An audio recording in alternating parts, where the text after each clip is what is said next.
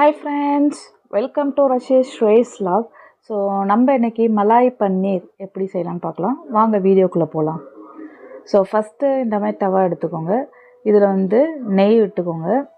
நெய் கொஞ்சம் நல்லா மெல்ட் ஆகி எல்லா இடத்துலையும் ஸ்ப்ரெட் ஆகட்டும். கொஞ்சம் நல்லா மெல்ட் ஆயிடுச்சு. தவாவும் நல்லா ஹீட் ஆயிடுச்சு. எல்லா இடத்துலையும் ஸ்ப்ரெட் ஆனதுக்கப்புறம் அதில் பன்னீர் போட்டுக்கோங்க. நம்ம பன்னீரை எப்படின்னா ஷாலோ ஃப்ரை தான் பண்ணணும், டீப் ஃப்ரை பண்ணக்கூடாது. ஸோ ஷாலோ ஃப்ரை பண்ணிட்டு இப்படி எடுத்து வச்சுக்கோங்க தனி செப்பரேட் பிளேட்டில். நெக்ஸ்ட் ஒரு பவுலில் பெரிய வெங்காயம் நான் 2 வெங்காயம் எடுத்திருக்கேன். அப்புறம் இஞ்சி ஒரு அரை பீஸ், பூண்டு ஒரு 6 to 7, பச்சை மிளகா 3 எடுத்திருக்கேன். நீங்கள் எவ்வளோ ஸ்பைஸியாக சாப்பிட்றீங்களோ அதுக்கேற்ற மாதிரி பச்சை மிளகா போட்டுக்கோங்க. நான் 3 தான் எடுத்திருக்கேன். ஸோ அடுத்து முந்திரி பருப்பு ஒரு 6 to 7 வரைக்கும் எடுத்துக்கோங்க.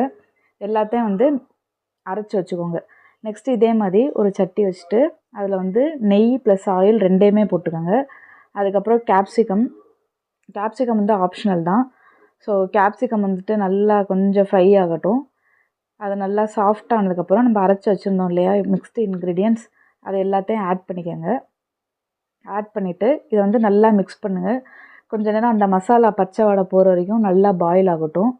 ஸோ நல்லா மிக்ஸ் பண்ணிவிட்டு இந்த கேப்சிகமோடையும் சரி அந்த கீ ஆயில் எல்லாத்தோடையும் நல்லா மிக்ஸ் ஆனதுக்கப்புறம் நமக்கு தேவையான அளவு தண்ணி ஊற்றிக்கணும். நான் சும்மா ஒரு 1/2 glass ஊற்றிருக்கேன். தேவையான அளவு சால்ட்டு போட்டுக்கணும். அதுக்கப்புறம் பாருங்கள், ஸோ நல்லா பாயில் ஆகிடுச்சு. பாயில் ஆனதுக்கப்புறம் நம்ம ஷாலோ ஃப்ரை பண்ணி வச்சுருந்த பன்னீரை அதோட சேர்த்து ஆட் பண்ணிக்கணும். ஆட் பண்ணிவிட்டு அதையும் நல்லா மிக்ஸ் பண்ணிக்கோங்க. இந்த பன்னீர் அந்த மசாலாவோட நல்லா கோட் ஆகணும். ஸோ அதுதான் டேஸ்ட்டுங்க. ஸோ நல்லா கொஞ்சம் நேரம் பன்னீர் அதிலே இன்னும் கொஞ்சம் சாஃப்ட் ஆகட்டும், கொஞ்சம் நல்லா பாயில் ஆகட்டும். நல்லா அந்த மசாலாவோட சேர்த்து மிக்ஸ் பண்ணிக்கோங்க. ஃபைனலாக ஃப்ரெஷ் க்ரீம் ஆட் பண்ணிக்கோங்க. ஸோ மலாய்னாலே நமக்கு க்ரீம் தான். மலாய் பன்னீர் அப்படிங்கும்போது ஸோ நம்ம ஃப்ரெஷ் க்ரீம் ஆட் பண்ணி அதையும் நல்லா மிக்ஸ் பண்ணியாச்சு.